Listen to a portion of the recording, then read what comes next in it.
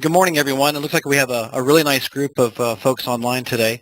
What I want to discuss primarily is estimating Agile projects and some of the recent discussions that have gone on about no needing for estimates and et cetera that we're seeing a lot of in the blog. So a lot of people come to us and say, well, we're doing this thing called Agile. We're having trouble building an estimate around it. So what I want to do is try and dispel some of the myths that you don't need an estimate, and also that it really isn't that difficult. We'll try to give you some of the foundation blocks for building an Agile estimate.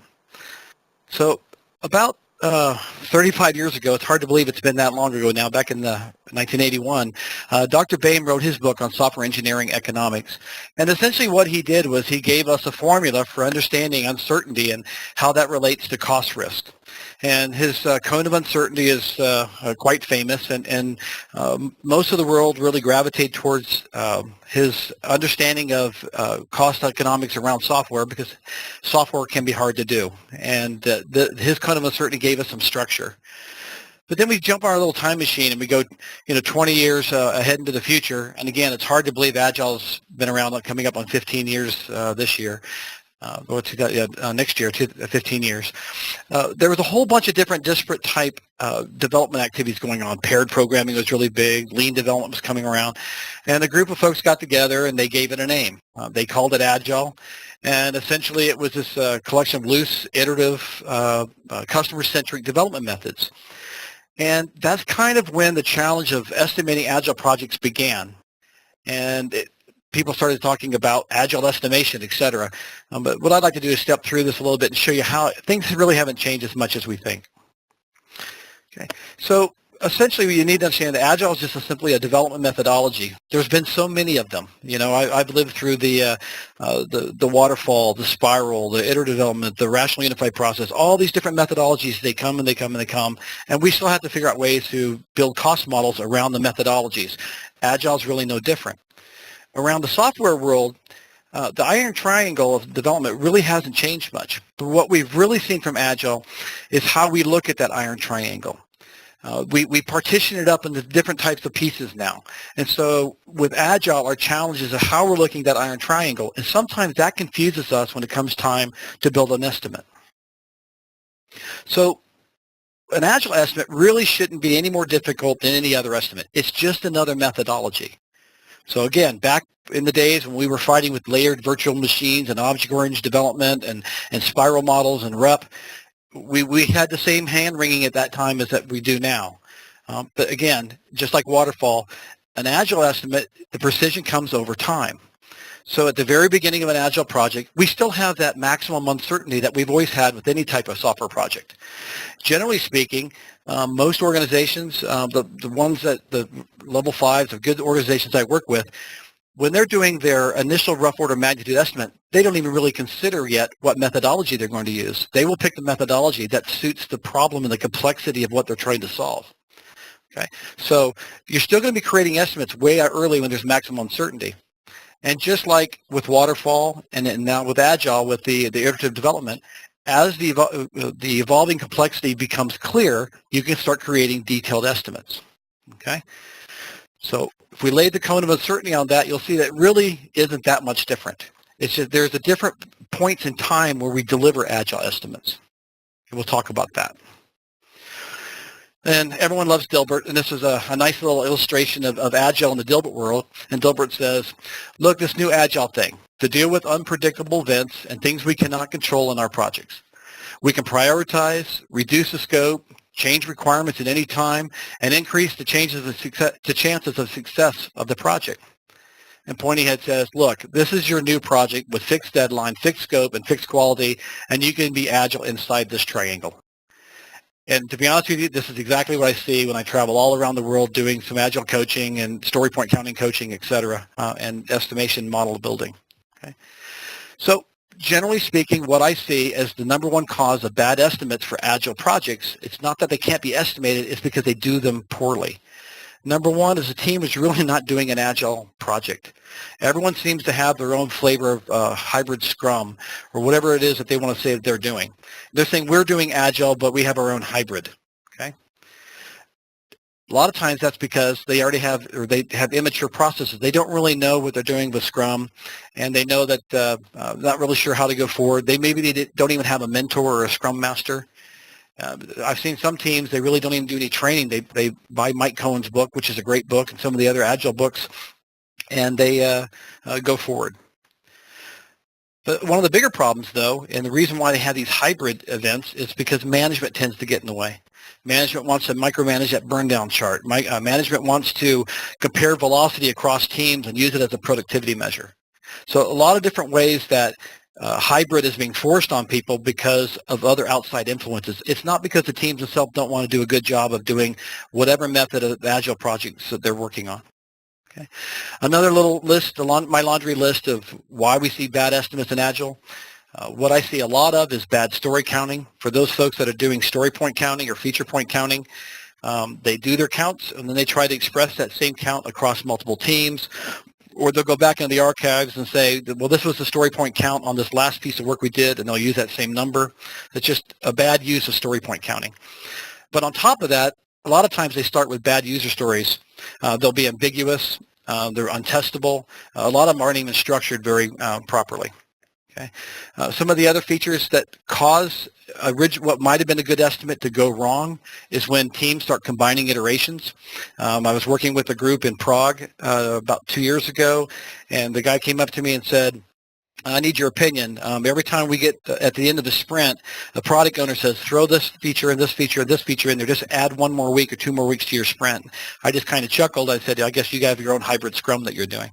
So why would the estimate ever be right if that's what's happening in the middle of a project? Okay, that's not to say that there's not ways to manage that, but it needs to be managed and understood at the beginning when you're building your estimates. I like a good definition for done. Sometimes people are done too early, or sometimes they're never really done. And again, when you're building an estimate, there's an assumption about what's going to be defining when something is done. Okay, and lastly, the product owner or customer being non-responsive. If you don't have a good product owner or customer on board, I would almost contend that you're not really doing Agile. Okay. So are Agile estimates really different? Just a little bit. And it's not that they're different, it's just where they're delivered is a little bit different.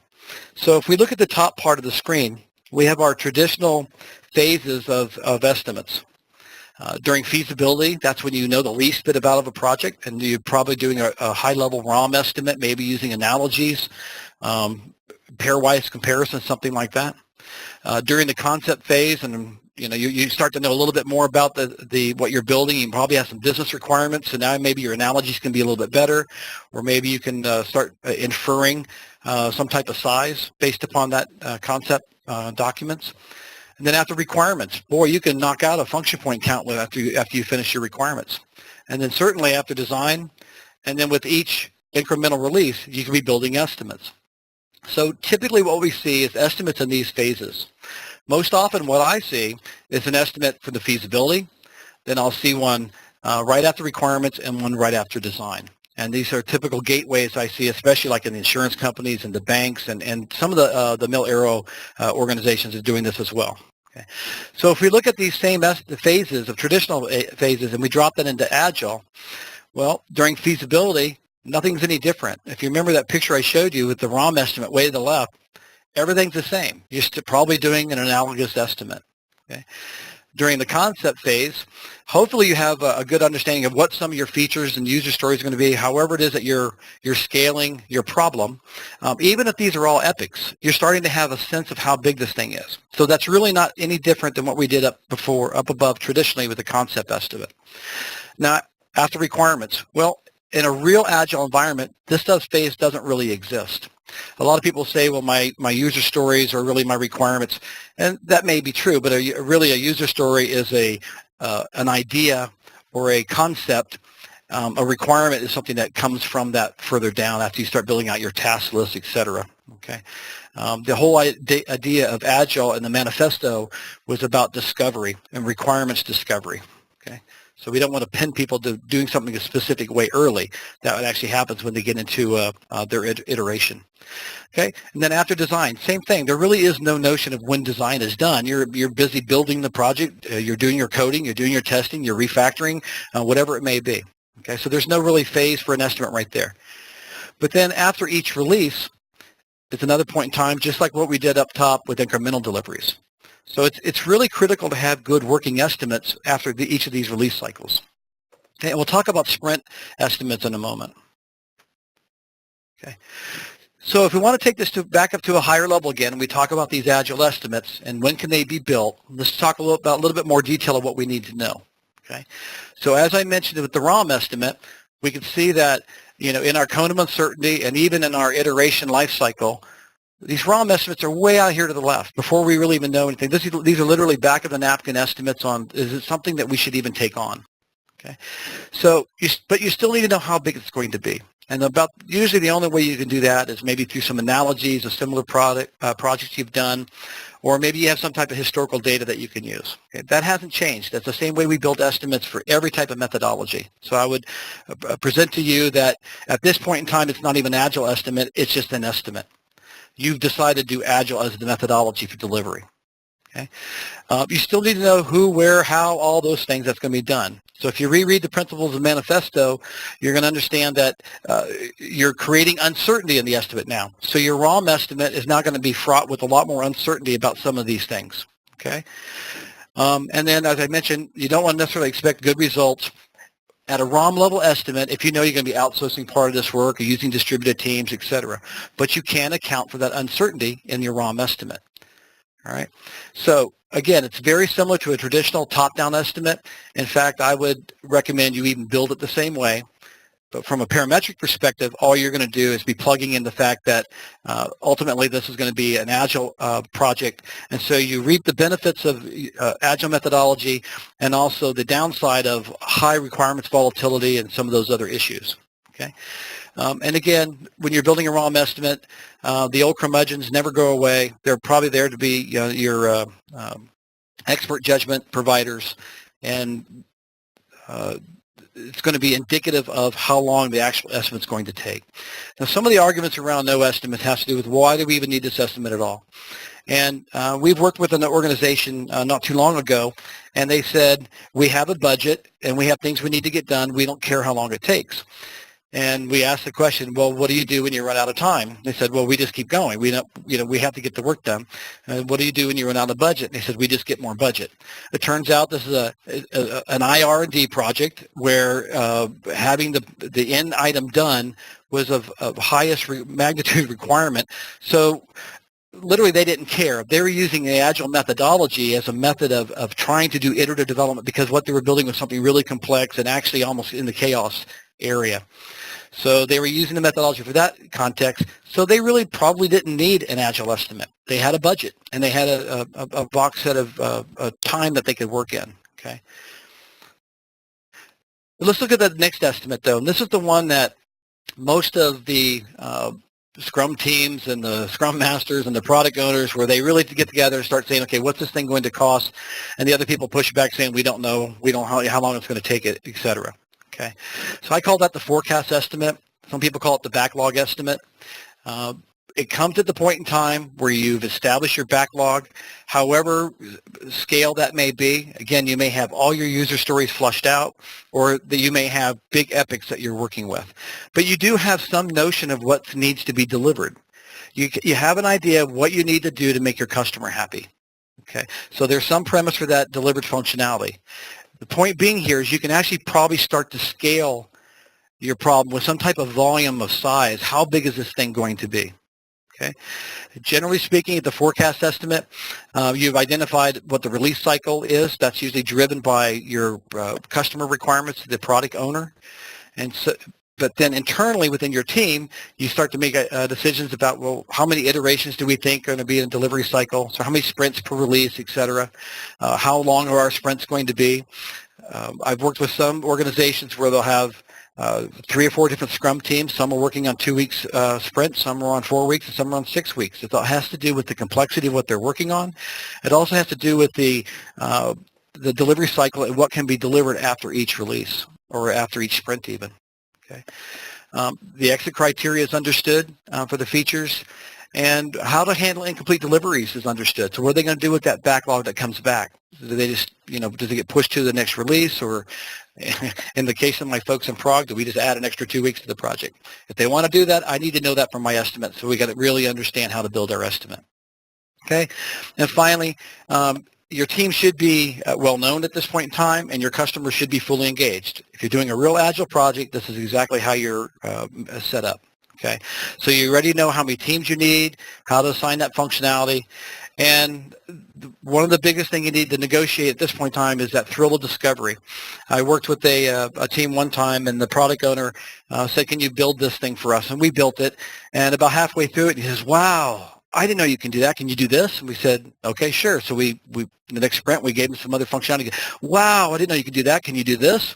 So he didn't really understand what it was he really wanted. It was a perfect Agile project, but we had to manage his discovery on what we call scope creep. Okay. The next estimate we talk about would be a working estimate or release planning estimate, and these are pretty critical for understanding, is the work that you have allocated really going to fit into this life cycle, this period of time?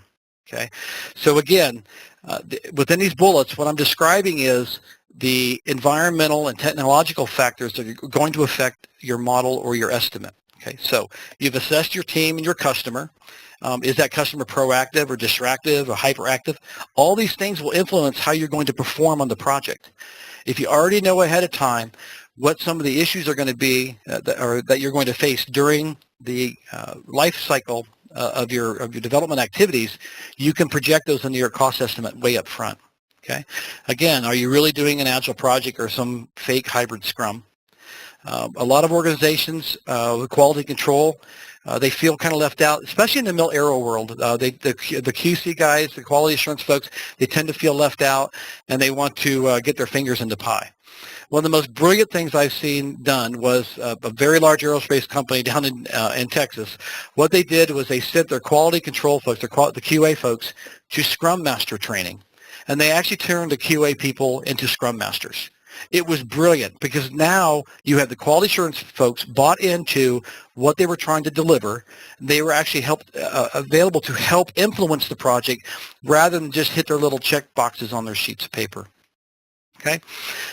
During release planning, you need to understand how each individual team is going to be able to deliver, because literally what you're doing is you're laying out the work that's going to go into these different releases or sprints.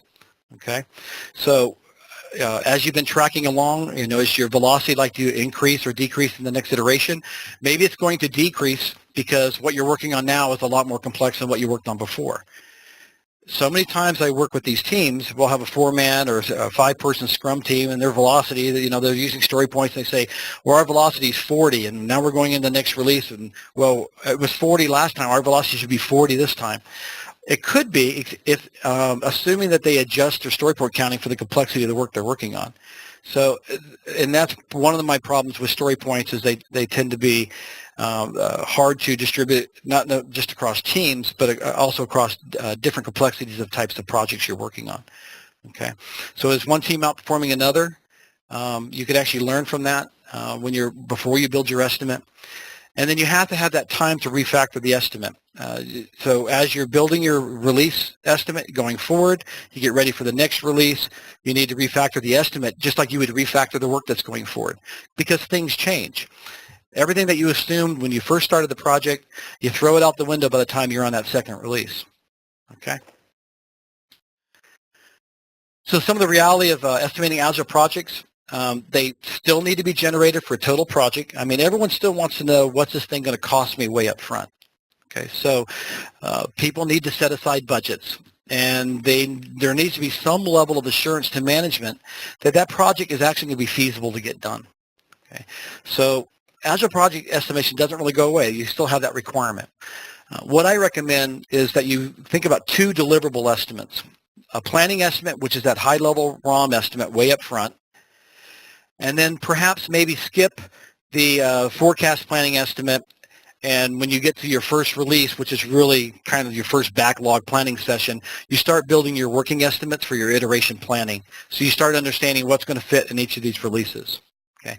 Now there's a third estimate, but I like to keep these internal to my teams, and these are my sprint planning estimates. And essentially what these are is at the beginning of each sprint, I go back and I take a look at the backlog, what we got back from the previous sprint, and what we're looking at going forward. And what I really want to make sure is if we commit to doing something this next sprint, can we get all that work in? One of the nice things about parametric models is I can actually calculate the likely number of defects that I'm going to have at the end of that sprint and understand how big my backlog is going to grow. That's usually not something most people plan when they're doing their sprint planning sessions and they're managing their burn down charts. You know, backlog or defects or unfinished work is treated like an anomaly when it's actually a big reality. Okay, and again, these are not management delivered estimates. You keep these internally. All right, so when we talk about that backlog estimate, so we built that initial full estimate. This is kind of even before the ROM, or right after the ROM. One of the problems with that big backlog and trying to create an estimate from that is all the uncertainty in there. As I mentioned, you may be working with epics, things that are just really big, and you haven't even broken down into smaller stories yet. Okay, so with all that stuff that you're doing, there's a whole bunch of known and unknown constraints that you're going to run into. You know, how good are the people going to be? Is this a brand new technology? You know, is the customer really going to be around? If you're pressing to do a time to market and you have market uncertainty, what's the impact of that going to be? This is exactly why you might want to do Agile, because Agile helps you mitigate all these types of things. Okay, but actually answering these questions are best answered using a parametric model. It's very hard to get your arms around these types of uncertainties using an Excel spreadsheet. Okay. So what I want to do now is talk a little bit about using a parametric model, specifically SEER, for building these types of estimates. Okay. So if we stop and take a look at what do parametric models provide for us. Okay, I've mentioned a few times already, the number one thing I like about them is that right away I can understand if the work I'm trying to put into a release or sprint is going to fit or not. Okay, productivity doesn't lie, and I'm not talking about velocity, which is a byproduct of how much work you got done the last time and averaged over a series of sprints. I mean, that's a velocity, and it's a good rule of thumb for how much work you should be able to get in, and it's a good starting point to see if something will fit. But within a parametric model, you just take all those stories that you counted, and you take that 40 story point block of stuff, and you put it in the model, and it says, you know, based upon this thing that we're doing now, it's a lot more complex. You probably are not going to get it all in, or you have room for more user stories in this release. Okay. It allows you to compare productivity across teams, regardless of your sizing method. So you may have one team that's doing story points, maybe another one doing feature points, another one doing ideal days, etc. When you take all that and put it into the funnel of a SEER model and you generate what we call effective effort units, everyone's equal on the playing field. So now we can understand which teams are being productive, which teams are less productive, and then we can take a look at it and say, is it because the team is less productive, or are they working on something that's more complex, etc. Okay, so from a manager's perspective, and I was a software engineering manager for a company for quite a while, it's an invaluable tool to be able to look at it and say, okay, I'm not going to punish this group just because they're doing less story points than this group, but that's what I observe when I travel to these other companies. Okay. You need to understand how many latent defects are going to be in the release or sprint. I mentioned that before, so you can actually do a backlog prediction, what's going to happen by the time you get through each sprint and onto the next release. It's nice to know what the impact of having an immature team assigned to something as opposed to a good team. It allows you to understand where you might need to move some better resources around, maybe make sure a Scrum Master pays a little more attention to this one team. Same way with visibility to offshore teams and vendor engagements. Within a parametric model, you can quickly identify what the impact of the increased lines of communication are going to be, especially as those lines of communication are even more removed from you, either geographically or organizationally. Okay.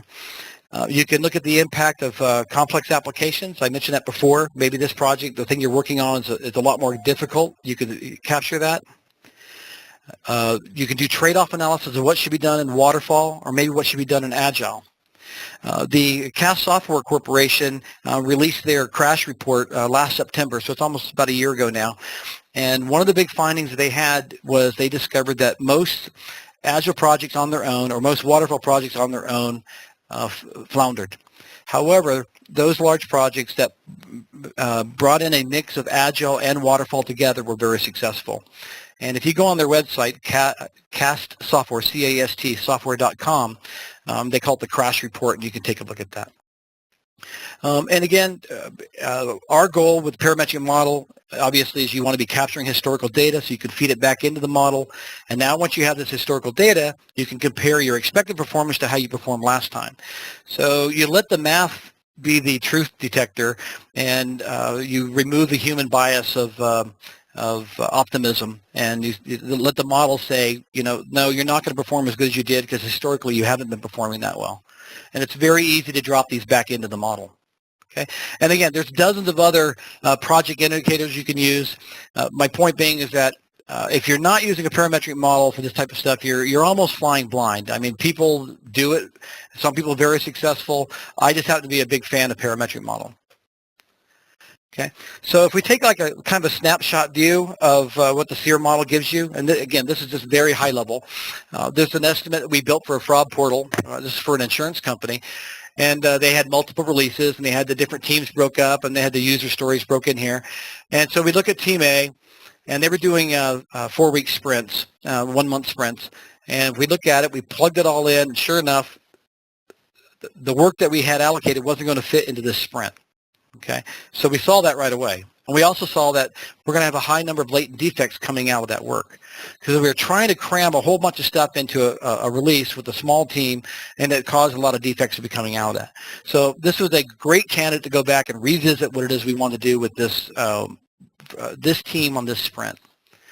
Now, if we look at Team B, all their work fit in the 4-week sprint. But if we look at the volume of work being done, this team up here had effective functions of around 51 function points worth of work. Again, we had story points that were converted back into function points. And this team is doing 120 function points worth of work. So wow, this team is twice as productive as this team. What's wrong with you guys? Well, the reality is they're building something completely different, and I see the productivity is really not that much greater than this team. So what's the real answer? Is it really that much better of a team, or is the work less complex? At least now, as a project manager, I have the ability to go in and look at these things and say, okay, what do we need to do to make everyone equal? Or perhaps this is exactly the way the project is going to proceed, because that's how much time is needed just to do this work. Okay, so you now have the tools to do those decision making. Okay, so I mentioned the SEER model. It comes filled with a whole bunch of stuff already in there to support Agile projects. We have knowledge bases. There's sizing templates available. We have some example sizing templates for story points, but you can build it for feature points, ideal days, anything that you can scale.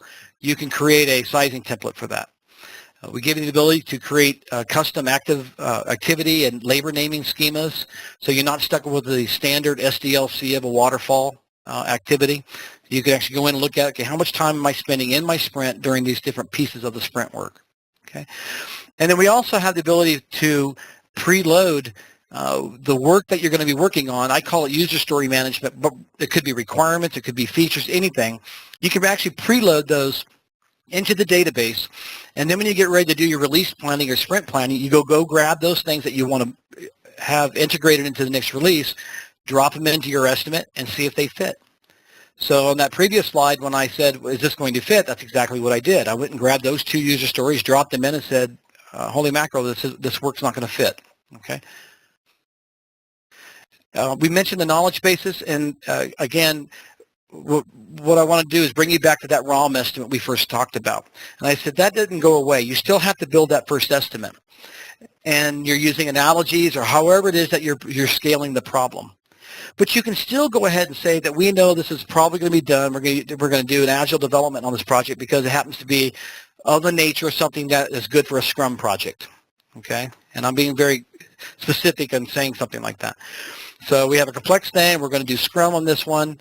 And another project, we have some different complexity. We might do Kanban or XP, whatever it may be. Okay, so I can now tell the model that we're going to be doing an Agile full project, and I'm not specifying what type of methodology. I'm just saying Agile here. I'm not saying Scrum or XP or Crystal methods or any of those things. I'm just saying Agile. So the model now is going to accommodate all the richness of Agile and also the nuances of high requirements volatility and some of those other issues. Okay, so you've built your estimate, and now your estimate in most cases actually comes in from what would be a typical waterfall model. Okay, the next thing you would do is go ahead and break it into releases, and I kind of illustrate that in the picture, but it's not quite clear. All right, so first thing we do is characterize our team and how we're going to do it. So within the model, it's really simple. For those of you that are already using SEER, you simply set up your environment so that it looks like an Agile project. You got to convert the workload into like some type of SEER volume measure that SEER can use. I talked about story points, feature points, all those things. All those can be converted into a SEER volume measure. And then you want to determine how you're going to build that estimate. Are you just like the traditional early estimate with analogies, or do you already have user stories, use cases, whatever it may be that you're going to drop in? And then you just simply build your estimate. It's either a top-down or you're building a bottoms-up with your sprints and releases. I generally do both. I do my initial high-level estimate from my ROM. Then I do a backlog planning estimate. I might call it my full estimate or my backlog planning estimate. And then I start doing my release planning. And I very seldom do I break it down to sprints that anyone's going to see. When I'm working with a Scrum Master or with a software engineering manager, we take a look at what people are proposing for sprints and drop it in there and say, do we think it's going to fit? Or where do we have to fine tune? If they think it's going to fit, what are the parameters that have to be adjusted that are in reality related to what we can actually affect on the project itself? One example would be maybe we could really hold requirements volatility in. Maybe for this set of user stories, that's not going to change. Exactly what the story says is what we have to build, and we're comfortable with it, and the product owner's on board. All right, so maybe I can reduce requirements volatility, and now this thing fits for that sprint. Okay. So I mentioned before user stories and use cases. Now, user stories are the predominant Agile method used, but if you can describe it, you can scale it and put it in the SEER tool. So don't be thinking that just because you're doing Agile, or I should say just you're doing Scrum, as in some cases, that you have to be using user stories, you have to do a story point count. That's just how some people do it. And in fact, in a few minutes, I'll talk about that, but people are moving away from some of those areas. You could just as easily use function points or use case points or anything. All you have to do is be able to create a volume measure. Okay, the SEER is going to help you understand what your probable and likely velocity per sprint will be. So the nice thing about this is way up front, we have the ability to help people understand velocity, how much work can get done. And sometimes it gets a little tricky when you're trying to convert that back into story point velocity, et cetera, but it's very manageable. Okay, when people start to see that the tool's telling me how much work is likely to get done, they quickly gravitate towards the tool to understand or for that safety harness around their release planning. Okay, so as I mentioned, I build a high-level estimate, and generally I'll build it high. My high-level estimate, I'll see a typical waterfall. I go through, it'll come back and tell me about how many months that will be. I decide, well, how many people am I going to have on this project? In this example, I might be using a Scrum planning with a team of 4 people. So I start limiting my estimate around teams of 4, and next thing I know, it's coming back telling me exactly how many sprints I need if I'm doing 1-month sprints. If I'm doing 6-week sprints or 2-week sprints, this number just is a variable on that math. Okay, so nothing has changed. I still built a high-level estimate with whatever information I had. I still had to understand my size, through analogies or a list of features. So, but I was able to build an estimate with very little information. Okay. When you get ready to generate release estimates in the model, as I mentioned, you can go ahead and just start breaking them down, either at a release level or by sprints if you want to. And everything else is still done the same way. In this example, you can see that, we've fine-tuned this sprint. We're getting the work in within that one period of time. It's a 4-person team. We see that it's spilling over just a little bit, but it's enough within, we could probably go in and accommodate what we've now learned about this sprint. We don't have any luxury of of taking our time on this thing. We got to jump into it. Maybe we need to involve the product owner even more on this sprint because we're spilling over our 1 month sprint release period. Okay. So finishing up, what I want to do is I just want to kind of get on my soapbox a little bit. I literally travel all around the world, and I do training on story point counting. I help people, different companies do Agile project estimates. I was just in South Africa last month doing several webinars and presentations to them on how to build Agile estimates. And one of the things I run across all the time is typically these 4 items. And I'll explain them on the next slide, but my number one pet peeve is that Agile is not Scrum. Okay, and I'll talk about it in a moment. Scrum is really best for doing complex things, and that hybrid Scrum is not hybrid Agile, and avoiding estimates is the wrong thing to be doing. Okay, so let me just talk about each of these just briefly. Okay, here's a list of a bunch of different Agile methods. If you take a look at this list, which one are you doing? Most people, they say Agile, they say, oh, we're doing Scrum. Okay. And that may be the case, but what they do is they confuse Agile with Scrum. They think Scrum is Agile. Now, Scrum is a methodology that should be used for specific types of things that you're trying to do, okay? So don't get into that mindset that Agile equals Scrum. Scrum is just one of many methods, okay? Now, one of the things is people think that you should just use Scrum for everything. But if we go back and look at what Ken Schwaber and Mike Beadle actually said about Scrum, they said it's for doing really complex things. But yet I go to different organizations where they're doing Scrum, daily stand-ups and Scrum for maintenance projects or maintenance activities where they have a requirements document in front of them that says you need to change the screen from red to blue, and there is no ifs, ands, or buts about it. And they'll do a Scrum, and they get involved, and they put it on the burn down chart, and they do a story point count on it, when that's the exact same thing we did 20 years ago, and we just called it a maintenance development activity. Okay, they didn't need to be doing Scrum. It was just a little waterfall activity they needed to do. Okay, that actually would have been a nice candidate for Kanban work, where you put it in the workload and you move forward. Okay, if they wanted that type of Agile approach. That's not to say that they should not use Agile methods, because they should still be doing the work with an Agile mindset. You know, you double check with that product owner if you're not sure, because they're the ultimate owner. You don't just make assumptions about things. But, you know, what shade of blue should that screen be? That's not your decision. It's the product owner's decision. So you can still keep the Agile mindset in mind, but it doesn't necessarily mean you have to do a full-blown Scrum and assign a Scrum and have 4 people working on this and divvying it out. Okay? So keep this in mind next time people say they want to do Scrum just across the board for everything. You might want to go back to this reference and pull it out and have a good conversation with those people. Okay. Dan Galleruth in his blog several months ago had an article called World's Largest Agile Project Goes Back to Waterfall. And it was talking about this UK Universal Credit Welfare System that just fell apart because they were trying to do Agile. Another one out of Computer Weekly was this DWP drops Agile for the flagship. I've gone into organizations where before I got there, my sponsor warned me, says, don't use the word Agile in here. If you say the word Agile, you'll be escorted out the door. And it's because they've had bad experiences using Agile projects. The reality is they probably really didn't have problems with Agile. They probably weren't really doing Agile.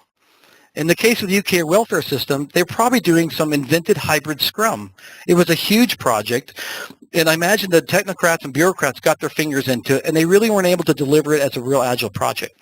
And that's just one of the things that may have been wrong. What they probably should have been doing is a hybrid Agile, not a hybrid Scrum. And hybrid Agile is a whole different thing from hybrid Scrum. Hybrid Agile, if it's some of the current industry practice around hybrid Agile, are where you actually break Agile practices into these different layers: the technical skills, iteration management, products and projects, and portfolio governance. You break it down to these different layers, and then you take multiple methods that's appropriate for that layer and deploy that method. Okay, especially like it says, when one Agile method may be more appropriate than another. A good example of this is the Motley Fools, the portfolio management organization. They use a mix of Agile methodologies. They use Scrum and XP to exploit technical design issues and iterative releases for new systems. So they're using Scrum for complex things, technical design issues. Where it gets hard, they Scrum. For enhancement to system maintenance, they use Kanban because it has a nice workflow to it that can be streamlined. Okay, so the question I ask everyone is, are you really Agile or are you just Scrum? And so many organizations I go into, they say, oh, we're doing Agile when they're not even doing anything close to Agile. Okay. Now, recently we had a lot of dialogue pop up in the blogs about no estimates. And I really can say that I don't blame people for wanting to move away from estimates because there's a lot of bad Agile estimates out there. Now, many slides ago, I gave you 2 full slides of why Agile estimates can be really bad. I think that is more an indicator of the problem than the fact that you don't need an estimate at all. Okay. But one of the top reasons why estimates are troubling is that story points and velocity. I mean, they're very powerful root level management techniques, for managing your burn down, but they don't help you provide a business case analysis, verify your outsourced bids. They don't help you with risk analysis, or they don't allow you to create an outside view. An outside view is where you're taking a look at your problem from a different perspective other than just your team or your product owner. Okay, you're letting historical data, for example, drive what the actual estimate should be. Okay, and I'm seeing a lot of organizations moving away from story points. Part of the problem is they're not very scalable and they're really only locally usable. Other organizations, they have a tremendous success with them because they know how to deal with them, and a lot of times they're just using the same teams over and over again, and if it's working for them, great. I mean, I am still a fan of story points because I think they allow you to remove personal biases away from the problem you're trying to solve and allow you to be a little more abstract in your thinking and come up with a scalar method of describing complexity. So I'm a huge story point fan, but not for doing estimates necessarily. Okay, I've seen a lot more success by teams that are adopting more task-centric sizing, like perfect days or hour blocks or function points. But even like perfect days, you have person biases that creep in and that affect them. Okay, so even other alternative methods are not always scalable. Okay, so to ask the question, are Agile estimates really needed? Well, the answer is yes. And the reality is it hasn't really changed much from what we've been doing for the last 35, 40 years. Okay, it just looks a little bit different, but it's not hard. And you really have to be agile in your thinking about how you're going to do your Agile estimates. Okay, so in kind of wrapping up here, I just want to reinforce a few points. That applying proven estimation methods to Agile projects brings greater clarity and understanding of the nuances introduced in an Agile project. Okay, so you need to have those estimates and you need to be able to have an understanding of what's going to happen to the project before it even starts. Okay. And what the model is going to do, it helps remove those ambiguities and those uncertainties. So when you know that certain things, or there's a good chance that certain things are going to happen or not, in the model you can actually embed the model with those uncertainties and come up with a lot better understanding of what your cost schedule, et cetera, is going to be. Okay. Specifically around parametric cost estimating, it'll help you with your release planning. It gives you a good understanding of what kind of backlog you're going to have, the latent defects that you may be delivering. And also help you understand that, the ever-changing environmental factors. Two of your best developers aren't available on the next sprint. What's the impact of that? Or your product owner just went on vacation for a month. What's the impact of that going to be? These are things you can actually put into a parametric model. Okay. Now, we provide a one-day hands-on workshop if you want to learn a lot more about how to build estimates and SEER for software for Agile. And as I mentioned, I travel all around the world doing story point training sessions as well. So all that's available to you if you want to inquire. So thank you for your attention today. And if you got any questions, you can contact us.